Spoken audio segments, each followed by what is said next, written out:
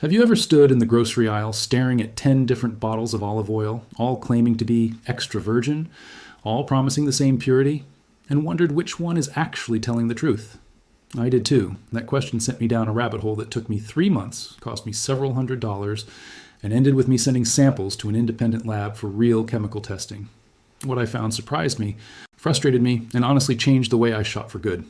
So today, I'm walking you through everything, brand by brand, test by test, until we land on the one bottle that actually deserves a spot in your kitchen.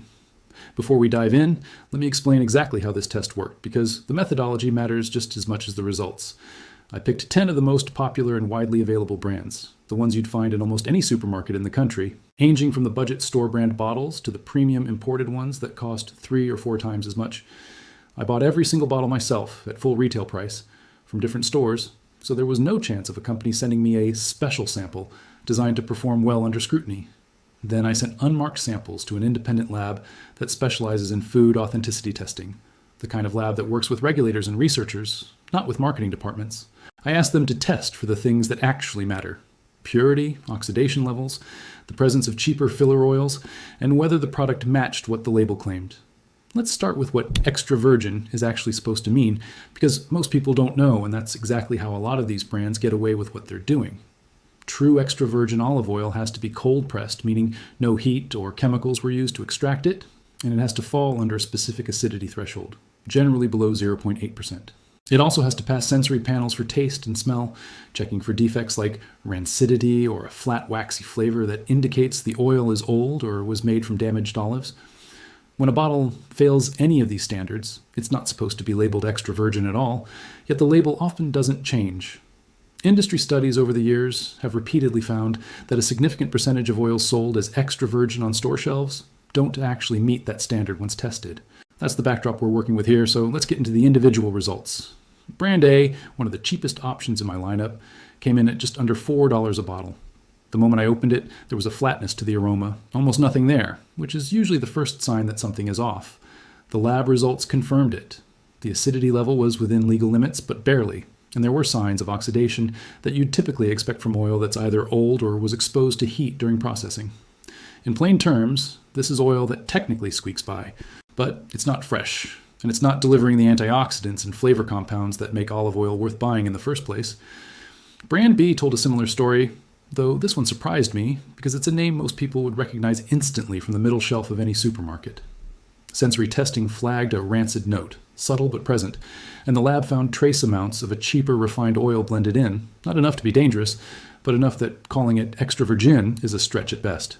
This is one of the most common tricks in the industry, blending a small amount of pure, low-quality olive oil into a mostly refined base, then labeling the whole bottle as if it were the good stuff.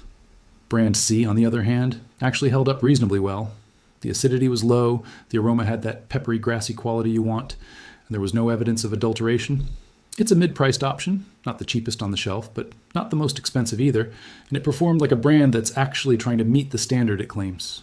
Brand D was where things got genuinely concerning. This bottle failed on multiple fronts. The acidity level exceeded what's allowed for extra virgin classification, meaning, by definition, this shouldn't even be using that label. On top of that, the lab detected a chemical signature consistent with deodorized oil, which is a process used to strip bad smells and flavors out of low-grade oil so it can be passed off as something better.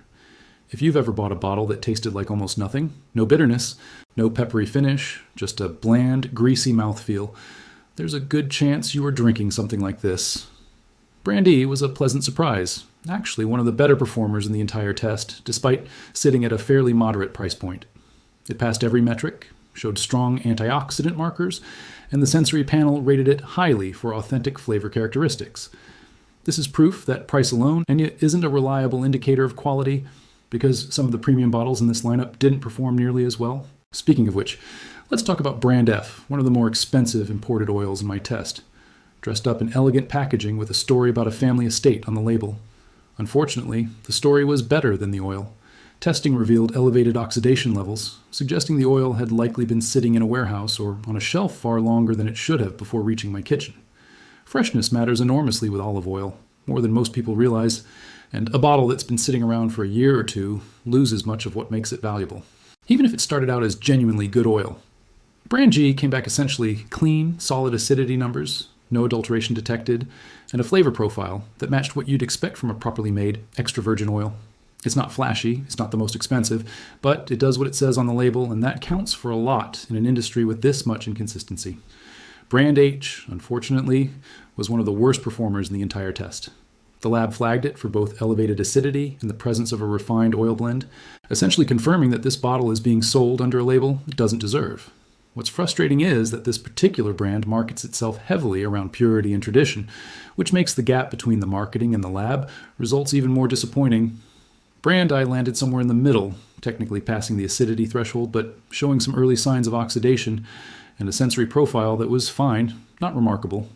It's not a bottle I'd avoid, but it's also not one I'd go out of my way to recommend when better options exist at a similar price.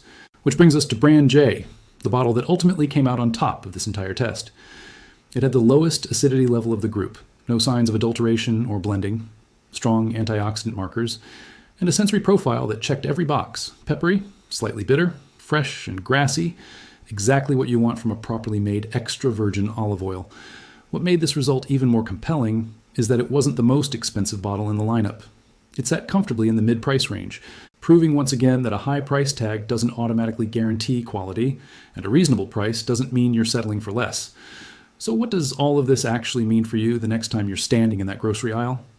First, don't assume that the word extra virgin on a label guarantees anything, because as we've just seen, a meaningful portion of these products don't actually meet that standard once independently tested.